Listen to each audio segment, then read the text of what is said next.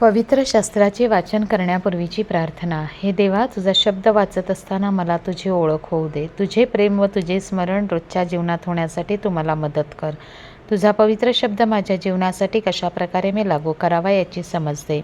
हे पवित्र आत्म्या, माझ्यातील अज्ञान दूर कर. माझ्या कुटुंबात आणि या जगात हा पवित्र शब्द वाचत असताना तुझ्याविषयी व इतरांविषयी माझ्या हृदयात प्रेम प्रज्वलित कर. आमेन. सोमवार तारीख 4 मे. पहिले वाचन प्रेषितांचे कृत्ये अध्याय 14 ओवी 5 ते 18. मग पौल व बर्नबा यांचा उपमर्द करून त्यांना दगडमार करण्याकरिता परराष्ट्रीय आणि यहुदी आपल्या अधिकाऱ्यांसह त्यांच्यावर धावून जाणार होते. हे ओळखून ते लुकवनिया प्रांतातील लुस्त्र आणि दर्बे ह्या नगरात आणि त्या सभोवतालच्या प्रदेशात पळून गेले आणि तेथे ते सुवार्ता सांगत राहिले. लुस्त्र येथे पायाने अधू असा कुणी एक माणूस बसला होता. तो जन्मतः पांगळा असून कधी चालला नव्हता. तो पौलाचे बोलणे ऐकत असे. पौलाने त्याच्याकडे दृष्टी लावून आणि त्याला आपण बरे होऊ असा विश्वास आहे असे पाहून मोठ्याने म्हटले, तू आपल्या पायांवर नीट उभा राहा. तेव्हा तो उडी मारून उठला आणि चालू लागला. मग पौलाने जे केले ते पाहून लोकसमुदाय लुकवानी भाषेत मोठ्याने ओरडून बोलले, देव माणसांच्या रूपाने आमच्यात उतरले आहेत.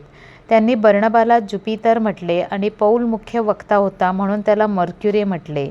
मग नगरापुढे असलेल्या ज्युपितराच्या पुजाऱ्याने बैल आणि माळा दरवाजाजवळ आणल्या आणि लोकांना बरोबर घेऊन बलिदान करावे असे त्याच्या मनात होते. हे ऐकून प्रेषितांनी म्हणजे बर्नबा आणि पौल यांनी आपली वस्त्रे फाडली आणि लोकांमध्ये घुसून त्यांनी ओरडून म्हटले, गृहस्थानो, हे का करिता?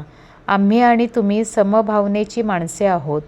तुम्ही ह्या निरर्थक गोष्टी सोडून ज्याने आकाश, पृथ्वी, समुद्र आणि त्यातील अवघे निर्माण केले त्या जिवंत देवाकडे वळावे अशी सुवार्ता आम्ही तुम्हाला सांगतो.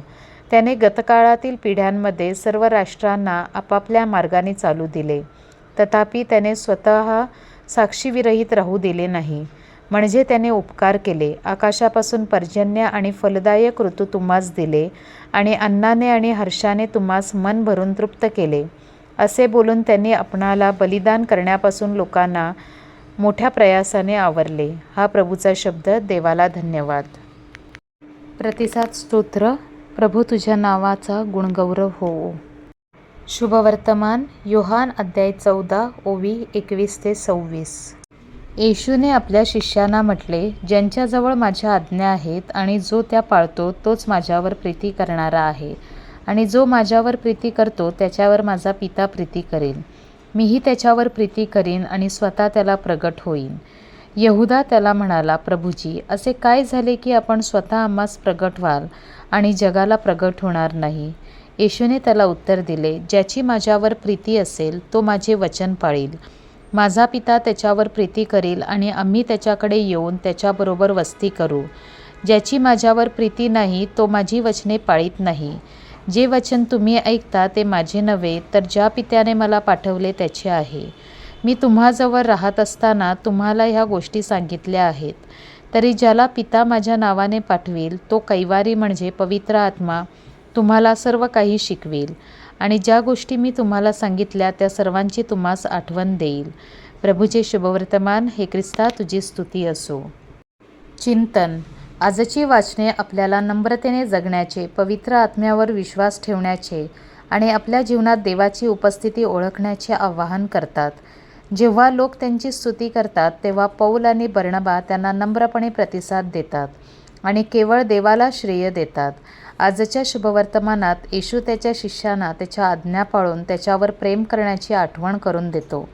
नम्रता आपल्याला सर्व काही चांगले देवाकडून येते हे ओळखण्यास मदत करते.